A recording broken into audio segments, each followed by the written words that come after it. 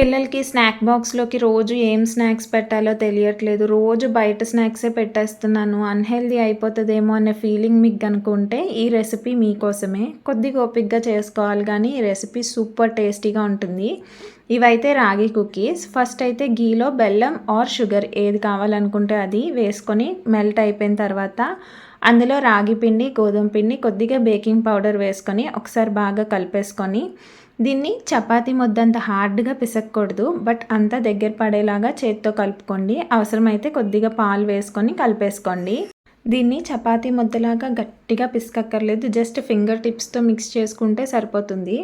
ఇప్పుడు ఒక గిన్నెని ప్రీ హీటింగ్‌కి పెట్టేసుకొని ఒక ప్లేట్‌కి గ్రీస్ చేసేసుకోండి. ఆయిల్, బటర్ ఆర్ ఘీ మీ ఇష్టం. గ్రీజింగే కాబట్టి ఏదైనా పర్వాలేదు. ఇంకా చేసుకున్న డోని మీకు నచ్చిన షేప్స్‌లో బిస్కెట్స్ లాగా చేసేసుకొని ప్రీ హీట్ చేసుకున్న వెసల్‌లో పెట్టేసి హాఫ్ అన్ అవర్ ఉంచితే మన బిస్కెట్స్ రెడీ అయిపోయినట్టే.